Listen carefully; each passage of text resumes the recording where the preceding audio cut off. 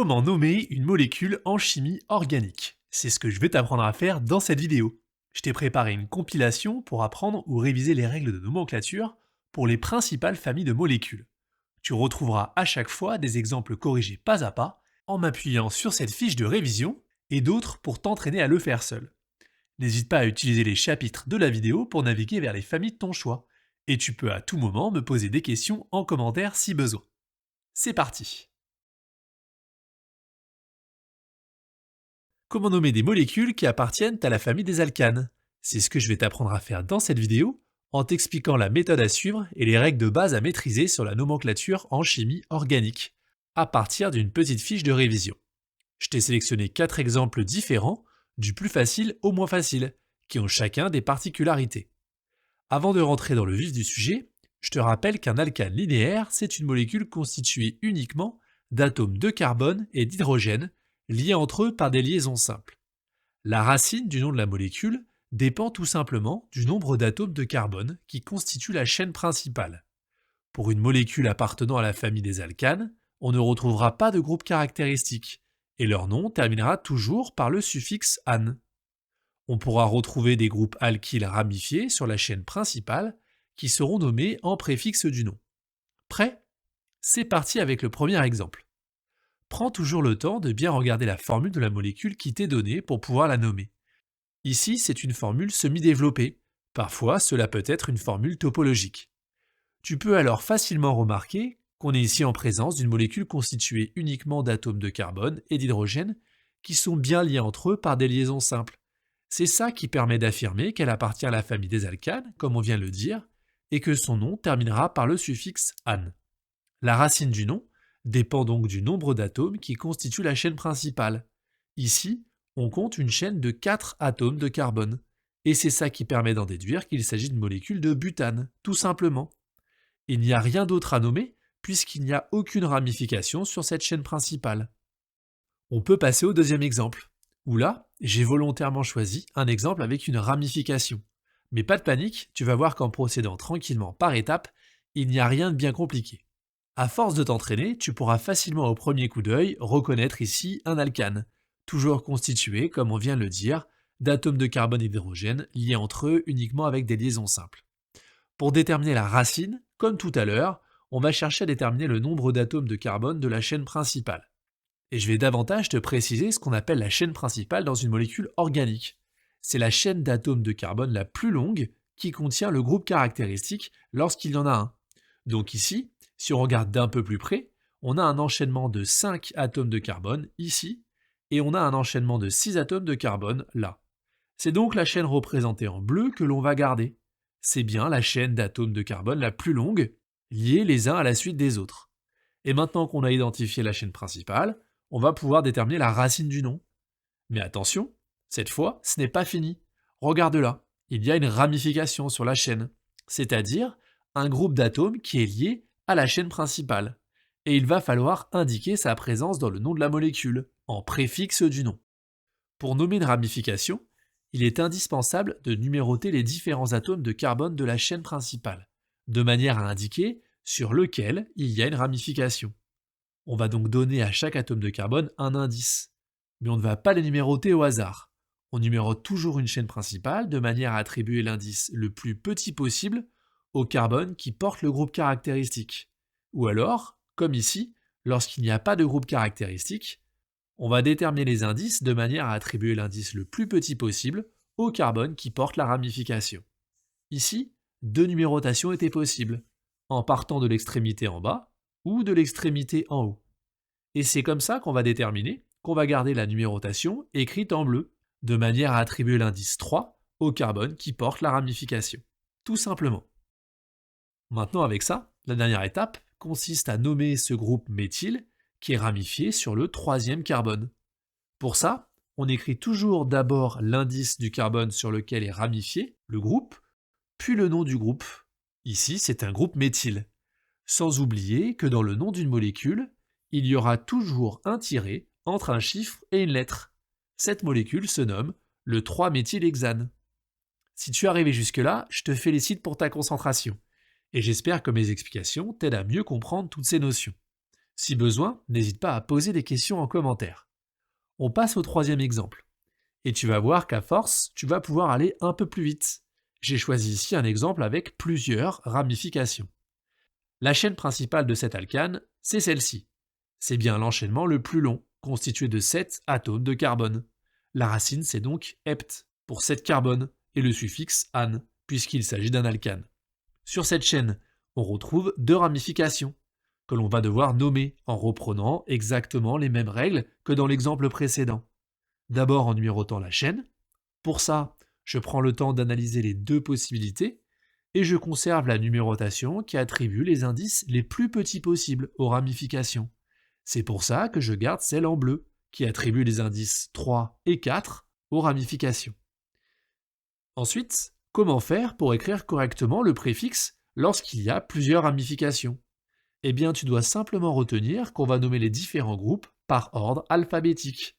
C'est pour ça que je viens d'abord nommer l'éthyle, avec son indice de position sur le quatrième carbone de la chaîne, puis le groupe méthyle, avec son indice de position, c'est-à-dire le 3, puisque le groupe méthyle est sur le troisième carbone de la chaîne. Sans oublier un petit tiret entre un chiffre et une lettre, comme on l'a dit juste avant. Cette molécule se nomme le 4-éthyl-3-méthylheptane. Prêt pour le dernier? On termine avec cet exemple qui présente le cas particulier d'un même atome de carbone qui porte plusieurs ramifications. En analysant bien la molécule, on identifie un alcane avec une chaîne principale constituée de 5 atomes de carbone, sur laquelle il y a deux ramifications du coup, deux groupes méthyl, tous les deux ramifiés sur le même atome de carbone. Il est donc nécessaire ici de numéroter la chaîne pour nommer correctement ces ramifications en préfixe. Pour ça, on la numérote de gauche à droite, et pas l'inverse, de manière à attribuer l'indice le plus petit possible au carbone qui porte des ramifications. Il ne reste plus qu'à indiquer leur présence dans le nom de la molécule.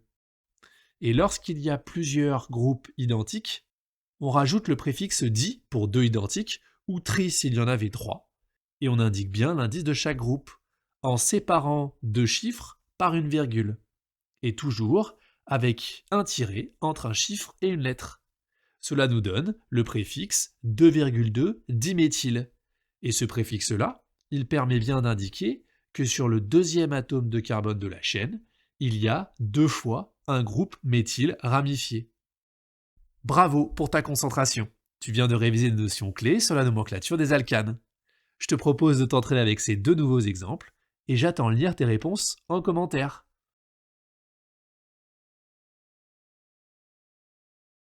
Dans cette vidéo, je vais t'expliquer comment nommer facilement une molécule appartenant à la famille des alcools. On va corriger 3 exemples en reprenant en détail la méthode à suivre et les différentes règles de nomenclature que je t'ai résumées sur cette petite fiche de révision. Le dernier exemple sera un peu plus compliqué et permettra de te tester pour voir si tu as bien tout compris. Pour rappel, un alcool est caractérisé par la présence d'un groupe hydroxyle, OH, lié à la chaîne carbonée. C'est ce qui permet de les identifier facilement lorsqu'on étudie la formule semi-développée d'une molécule comme celle-ci. Dans ce premier exemple, on commence par repérer le groupe caractéristique hydroxyle, OH, qui est donc bien lié ici à une chaîne carbonée. C'est ça qui permet d'affirmer qu'elle appartient à la famille des alcools. Et par conséquent, que le nom de la molécule terminera par ol. Je peux déjà le noter ou le garder en tête. Pour trouver la racine du nom de la molécule, il faut identifier le nombre de carbone présent sur la chaîne principale de la molécule. Donc ici, c'est celle-ci, elle en compte 4.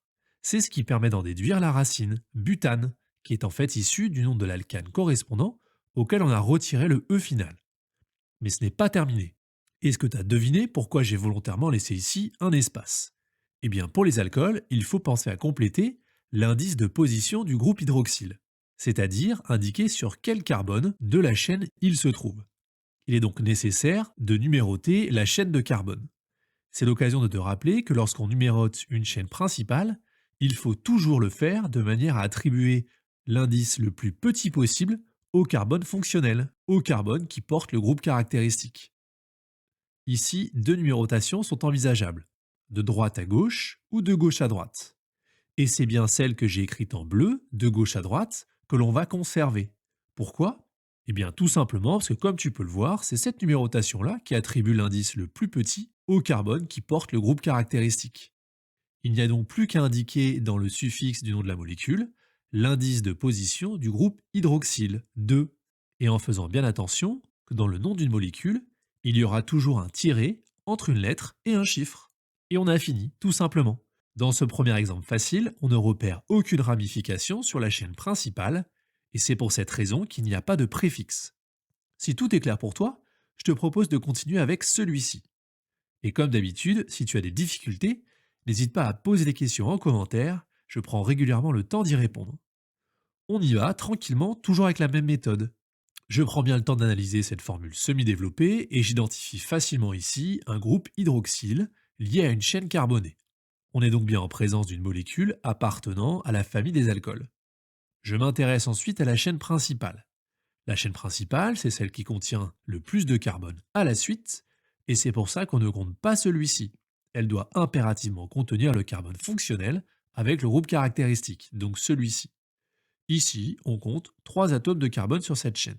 J'ai directement pris soin d'indiquer leur indice de position, et comme je viens de te l'expliquer, avec l'indice le plus petit possible pour le carbone fonctionnel.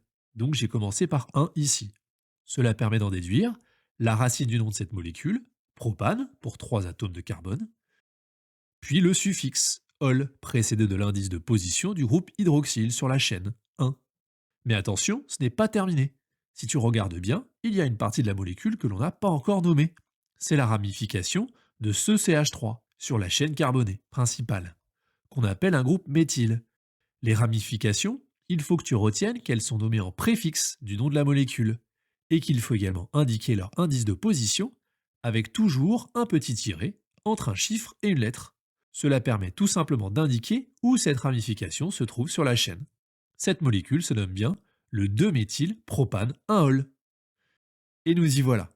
Un dernier exemple un peu plus compliqué, et n'hésite pas à mettre la vidéo en pause pour t'entraîner à le faire seul. Petite remarque et aussi petit indice par la même occasion, lorsqu'il y a plusieurs ramifications à nommer, on les nomme à la suite par ordre alphabétique.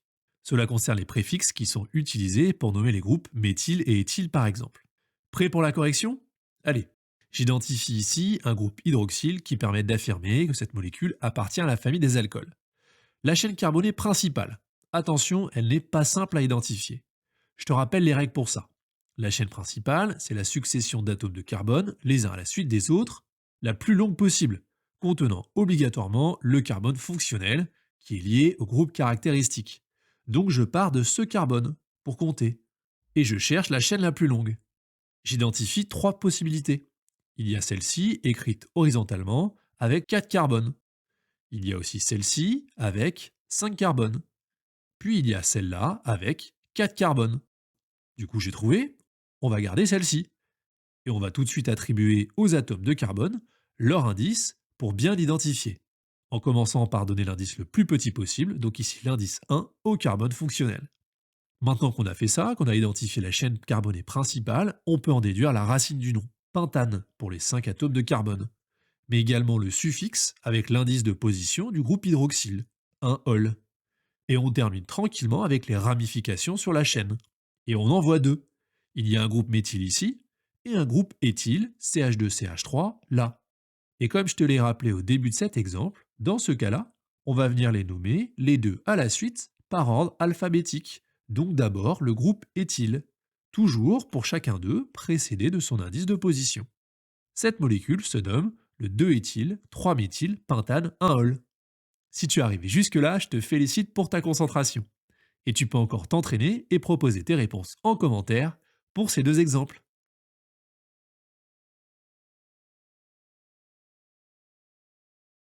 Dans cette vidéo, tu vas pouvoir apprendre à nommer facilement une molécule organique appartenant à la famille des acides carboxyliques.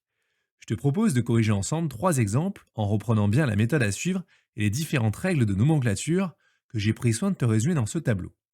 Un acide carboxylique, c'est un composé organique caractérisé par la présence d'un groupe carboxyle COOH.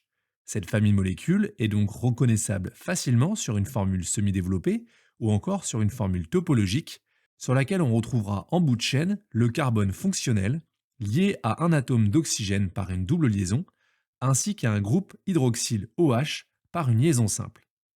Allez, on attaque tout de suite avec ce premier exemple pour reprendre ensemble la méthode à suivre pour déterminer le nom d'une molécule organique.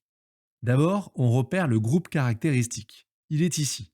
Cette molécule contient bien un groupe carboxyle COOH, ce qui permet d'affirmer qu'elle appartient à la famille des acides carboxyliques et par conséquent que son nom commencera par acide et terminera par oïque, que je peux déjà noter ou le garder en tête. Ensuite, pour trouver la racine du nom de cette molécule, il faut identifier ce qu'on appelle la chaîne principale, ou qu'on nomme aussi parfois le squelette. La chaîne principale, c'est celle qui contient le plus de carbone à la suite, et elle doit bien contenir le carbone fonctionnel avec le groupe caractéristique. Donc ici, c'est celle-ci, elle en comporte 4. J'ai pris soin de la numéroter, même si ce n'était pas indispensable pour cet exemple. C'est l'occasion de te rappeler que lorsqu'on numérote une chaîne principale, il faut toujours le faire de manière à attribuer l'indice de numérotation le plus petit possible au carbone fonctionnel, qui contient le groupe caractéristique. C'est pour cette raison que j'ai numéroté ici de droite à gauche et non pas de gauche à droite pour attribuer le 1 au carbone fonctionnel. Une fois qu'on a identifié le nombre de carbone de la chaîne principale, on associe le nom de l'alcane correspondant en fonction du nombre d'atomes de carbone. La racine du nom de cette molécule est butane. Et c'est terminé, tout simplement. Dans ce premier exemple simple, on ne repère aucune ramification sur la chaîne principale, il n'y a donc pas de préfixe. Si tout ça est clair pour toi, je te propose de continuer avec un deuxième exemple. Et comme d'habitude, si tu as des difficultés, n'hésite pas à me poser des questions en commentaire de cette vidéo. On y va tranquillement, toujours avec la même méthode. Je prends bien le temps d'analyser cette formule semi-développée et j'identifie facilement ici un groupe carboxyle. On est donc bien en présence d'une molécule appartenant à la famille des acides carboxyliques. Je cherche ensuite la chaîne principale, l'enchaînement d'atomes de carbone le plus long possible, contenant bien le carbone fonctionnel. Elle est ici, et il y en a 5 cette fois, ce qui permet d'en déduire la racine du nom de cette molécule, pentane. Et comme je te l'ai expliqué tout à l'heure, on la numérote là encore, de droite à gauche, pour attribuer l'indice 1 au carbone fonctionnel. Et tu vas comprendre pourquoi dans cet exemple, c'est cette fois indispensable de bien numéroter ces atomes de carbone. Tout simplement puisque c'est à partir de cette numérotation que l'on va pouvoir nommer correctement la dernière partie de la molécule, cette ramification, CH3, un groupe méthyle, qui est ramifié sur le troisième carbone de la chaîne principale. Le numéro du carbone qui porte la ramification est écrit en premier en préfixe, suivi d'un tiret et du nom du groupe ramifié. Du coup ici, ça nous donne bien 3-méthyl en préfixe qui permet d'indiquer que cette molécule contient un groupe CH3 ramifié sur le troisième carbone de la chaîne principale. Deuxième exemple terminé, cette molécule se nomme l'acide 3-méthylpentanoïque. Je te propose pour finir un dernier exemple un peu plus difficile, mais j'espère qu'avec mes explications précédentes, tu arriveras à le comprendre facilement. J'identifie le groupe caractéristique carboxyle qui permet de déterminer la famille de la molécule et le suffixe du nom. La chaîne principale, attention, il y a un piège. Ce n'est pas celle-ci qui contient 5 atomes de carbone, mais bien celle-là. Il s'agit bien d'un enchaînement d'atomes de carbone contenant le carbone fonctionnel et il est bien plus long puisqu'il y en a 6. C'est l'occasion de te rappeler que la chaîne principale n'est pas forcément une chaîne représentée horizontalement, même si ce sera souvent le cas. Je détermine ainsi la racine du nom de la molécule, hexane. Numéroté dans ce sens pour bien obtenir l'indice de numérotation le plus petit possible pour le carbone fonctionnel. Tu dois maintenant te rendre compte qu'on suit bien toujours la même méthode. Je termine tranquillement de nommer cette molécule en analysant la chaîne principale et les éventuelles ramifications qu'elle comporte. Il y en a ici une sur le quatrième carbone, là encore un groupe méthyle, que je viens nommer en préfixe, précédé de l'indice de numérotation du carbone qui le porte, et toujours avec un tiret entre un numéro et une lettre lorsqu'on nomme une molécule en chimie organique. Cette molécule se nomme l'acide 4-méthylhexanoïque. Maintenant, à toi de jouer. Pour vérifier que tu as bien compris, entraîne-toi à nommer ces deux molécules et j'attends de lire tes réponses en commentaire.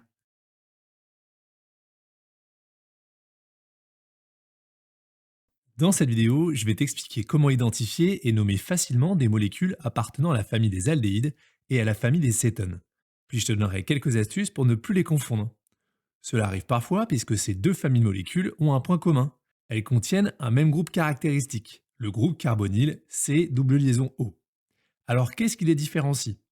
Eh bien, c'est la position de ce groupe sur la chaîne carbonée principale. Lorsqu'il est placé en bout de chaîne, Les molécules ont une réactivité bien particulière qui explique qu'on les distingue dans une famille différente. Ce sont les aldéhydes. Et lorsque le groupe carbonyle se trouve dans la chaîne, on peut aussi dire en milieu de chaîne, la molécule appartient à la famille des cétones. Tout est donc une histoire de position dans la chaîne carbonée. L'une de ces deux astuces peut éventuellement t'aider à ne plus les confondre. La lettre A d'aldéhyde est au début de l'alphabet, comme le groupe carbonyle en début de chaîne. Et la lettre C de cétone, comme le mot caché, pour le groupe carbonyle caché à l'intérieur de la chaîne. Allez, je te propose maintenant de rentrer dans le vif du sujet et de nommer ensemble quelques molécules à l'aide de cette fiche de révision pour que tu comprennes bien la méthode à suivre. Premièrement, comme d'habitude, tu commences par identifier le groupe caractéristique de la molécule. Ici, c'est un groupe carbonyle pour pouvoir en déduire la famille à laquelle elle appartient. Ce groupe carbonyle se trouve en bout de chaîne, à une extrémité. C'est donc un aldéhyde. Donc le suffixe du nom sera al. Ensuite, tu vas chercher à identifier la chaîne carbonée principale, le squelette de la molécule, et tu comptes pour ça le nombre de carbone qu'elle contient. Cela te permet de déterminer la racine du nom de la molécule, qui dérive du nom de l'alcane correspondant. Ici, 3 atomes de carbone. N'oublie pas de bien compter aussi le carbone fonctionnel. Le carbone fonctionnel, c'est celui-ci, celui qui appartient au groupe caractéristique. Et il appartient bien également à la chaîne carbonée. Troisième et dernière étape, tu nommes les ramifications, lorsqu'il y en a, sur la chaîne carbonée. Dans ce cas simple, pas de ramification. C'est donc terminé, tout simplement. Cette molécule se nomme le propanal. On continue avec le deuxième exemple. Un peu plus difficile. N'hésite pas à mettre la vidéo en pause à tout moment pour t'entraîner à le faire seul avant de regarder la correction détaillée. Je commence par identifier le groupe caractéristique CO. Je vois qu'il se trouve en milieu de chaîne. Autrement dit, le carbone fonctionnel est lié à 2 autres atomes de carbone. Il s'agit ici d'une cétone. La terminaison sera donc on et il faudra indiquer l'indice de position du groupe carbonyle entre des tirets une fois qu'on l'aura déterminé. C'est la signification de ce petit n ici dans la fiche de révision. Et tu peux remarquer qu'il n'y a pas besoin de l'indiquer dans le cas d'un aldéhyde, puisque par définition, sur un aldéhyde, le groupe carbonyle se trouve forcément sur le premier carbone de la chaîne. On continue, étape 2, la chaîne carbonée principale. Elle est ici. Et là, attention pour la numérotation. Je ne te l'ai pas précisé dans le premier exemple car cela n'avait pas d'incidence, mais il est indispensable de numéroter la chaîne carbonée de manière à attribuer l'indice de position le plus petit possible pour le carbone fonctionnel. Dans cet exemple, 2 numérotations sont possibles. Tu comprends donc maintenant facilement pourquoi je vais venir garder celle écrite en bleu, qui donne l'indice 2 au carbone fonctionnel, alors que la numérotation grise donne l'indice 3. Il y a 4 atomes de carbone sur la chaîne principale. On est donc ici en présence d'un dérivé du butane, qui constitue la racine du nom de cette molécule. On n'oublie pas, maintenant qu'on a bien numéroté la chaîne carbonée, d'indiquer où se trouve le groupe caractéristique CO sur la chaîne, l'indice de position, sur le deuxième carbone. Ce numéro est précédé, puis suivi de tirets. Tu peux retenir de manière générale qu'en nomenclature, une lettre et un chiffre sont toujours séparés par un tiret. Et c'est terminé, puisqu'il n'y a pas de ramification sur la chaîne. Troisième et dernier exemple. On continue de monter tranquillement en difficulté. Premièrement, j'identifie le groupe caractéristique CO pour déterminer la famille. Il est en milieu de chaîne, c'est donc une molécule appartenant à la famille des cétones, dont le nom terminera par on et sera précédé de l'indice de position, qu'on va venir déterminer juste après. La chaîne principale, elle est ici, c'est la plus longue. Je la numérote dans ce sens, de gauche à droite, pour bien attribuer l'indice le plus petit possible au carbone fonctionnel du groupe caractéristique. Il y a 5 carbones sur la chaîne, j'en déduis que c'est un dérivé du pentane, ce qui constitue la racine du nom. Et j'en profite pour ajouter l'indice de position du groupe caractéristique. Attention, pour finir, à ne pas oublier cette partie. Une ramification était présente sur la chaîne principale. Pour indiquer sa présence dans le nom, ça se passe au niveau du préfixe. Ici, c'est un groupe éthyle qu'on identifie, et il est ramifié sur le 3e carbone de la chaîne. Cette molécule se nomme alors 3-éthylpentane de on. Maintenant, à toi de jouer. Pour vérifier que tu as bien compris, entraîne-toi à nommer ces 2 molécules, et j'attends de lire tes réponses en commentaire.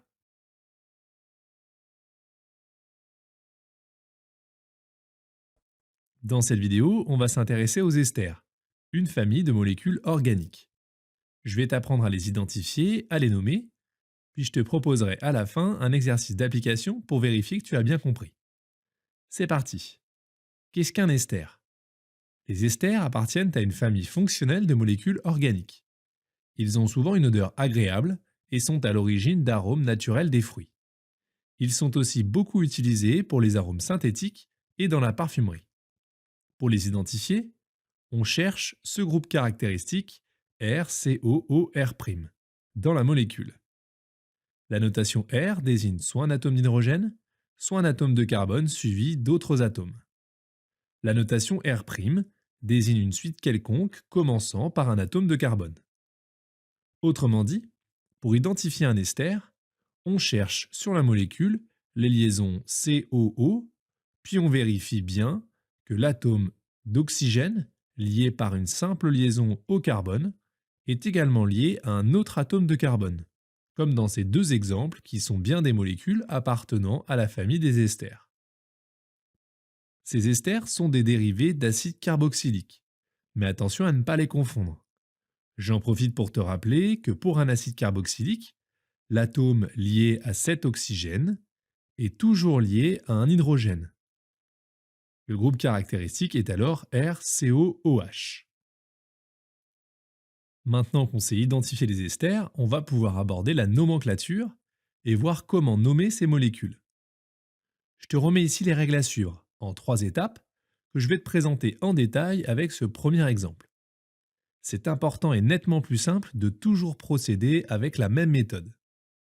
Je t'encourage d'ailleurs, au moins au début, tant que tu n'es pas très à l'aise, d'utiliser, comme je vais te le montrer, des couleurs.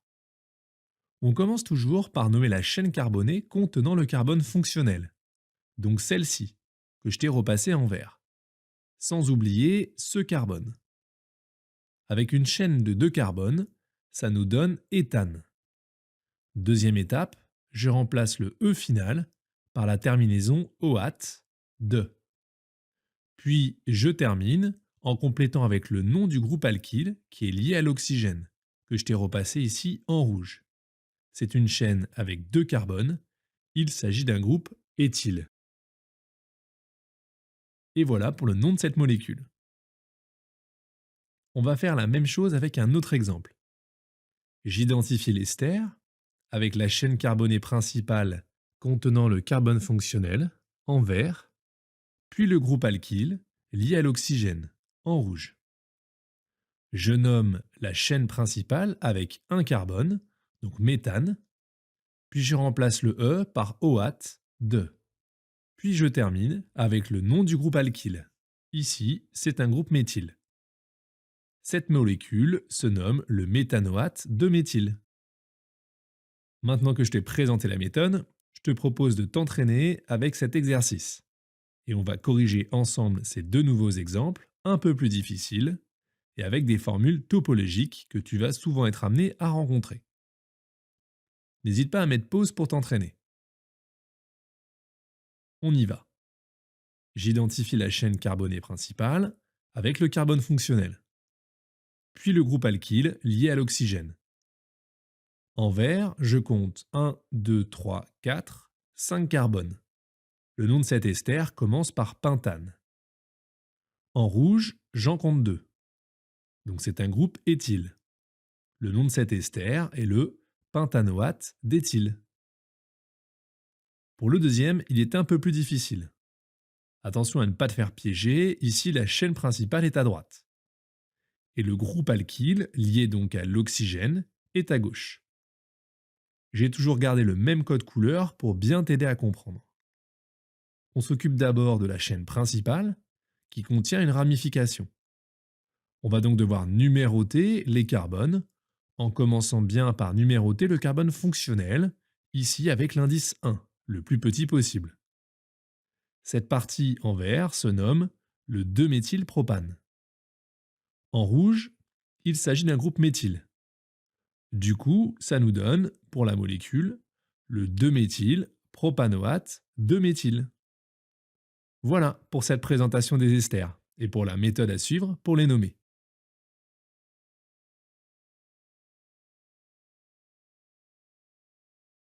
Dans cette vidéo, tu vas apprendre à nommer facilement les molécules de la famille des amines. On va pour ça s'appuyer sur cette petite fiche de révision sur laquelle je t'ai rappelé les règles de nomenclature de base pour nommer les molécules organiques. Le nom de ces molécules ont pour suffixe, c'est-à-dire termineront par amine. Avant de commencer, il faut d'abord que tu sois capable de les identifier. Une amine est un dérivé de l'ammoniac, de formule brute NH3, dont au moins un des atomes d'hydrogène a été remplacé par un groupe carboné. Donc le groupe qui permet de les identifier, c'est tout simplement un atome d'azote lié à un, deux ou trois autres carbones. Regarde avec ce premier exemple. On a bien ici un dérivé de NH3, où l'un des hydrogènes est remplacé par cette chaîne carbonée. Je reconnais donc une molécule de la famille des amines, ce qui me permet de déterminer le suffixe, la fin du nom. Je cherche ensuite la chaîne carbonée principale, ici constituée de deux atomes de carbone, ce qui me permet de trouver la racine du nom, éthane. La chaîne est bien toujours numérotée, de manière à obtenir l'indice le plus petit possible pour le carbone fonctionnel, c'est-à-dire celui qui est lié à l'azote. Il n'y a pas de ramification à nommer, donc pas de préfixe. Le nom de cette molécule est l'éthanamine. On parle ici d'une amine primaire, puisque l'atome d'azote est lié qu'à un seul atome de carbone.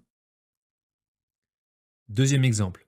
On a bien un atome d'azote lié à un atome de carbone et deux hydrogènes, dérivé de NH3, c'est une amine. J'identifie la chaîne carbonée principale, constituée cette fois de 4 carbones, que j'ai pris soin de numéroter, là encore de façon à attribuer l'indice le plus petit possible pour le carbone fonctionnel. La racine est donc butane, et là, comme le groupe fonctionnel amine ne se trouve pas sur le premier, mais sur le deuxième carbone de la chaîne, il faut bien penser à ajouter l'indice de position du groupe amine. C'est pour ça qu'on écrit butane 2-amine. Dans le premier exemple, il était sur le premier carbone, et dans ce cas-là, il n'est alors pas indispensable d'indiquer l'indice 1. Il est sous-entendu. On n'a pas totalement terminé pour cette molécule, puisqu'il reste cette partie-là, à nommer. La ramification avec ce groupe méthyle, CH3, présente sur le troisième carbone. Je complète et termine donc l'écriture du nom de cette molécule, 3-méthyle-butane 2-amine. On continue avec un troisième exemple pour bien t'aider à maîtriser ces règles de nomenclature. On a ici un amine secondaire, puisque l'atome d'azote est lié à deux autres atomes de carbone. La chaîne principale, c'est celle-ci, avec 3 carbones. Propane. Pas la peine d'indiquer d'indice de position pour le groupe fonctionnel, comme il est sur le premier carbone de la chaîne. Je n'oublie pas de terminer en nommant cette ramification, ce groupe méthyle, avec son indice de position. Lorsqu'on a une ramification sur l'atome d'azote, on note tout simplement N pour l'indice de position, comme je te le montre ici. Il s'agit donc de la molécule de N-méthylpropanamine. Un dernier exemple, un peu plus compliqué, pour bien s'entraîner. Une amine tertiaire, avec l'atome d'azote lié à 3 atomes de carbone. J'identifie ici la chaîne principale constituée de 3 atomes de carbone. Je peux donc compléter propane pour la racine du nom de la molécule. Et là, on n'a pas une, mais deux ramifications, toutes les deux sur l'azote. Il va donc falloir les nommer, toujours en préfixe pour les ramifications, précédées de leur indice de position, comme tout à l'heure, N, puisqu'elles sont bien toutes les deux sur l'azote. Et il faut prendre soin de les nommer par ordre alphabétique lorsqu'il y en a plusieurs, comme ici. C'est pour ça que éthyle vient avant méthyle. Voilà, j'espère avoir été clair dans mes explications. Pour vérifier que tu as bien compris, entraîne-toi avec ces deux exemples, le deuxième est un peu plus difficile, et j'attends de lire tes réponses en commentaire.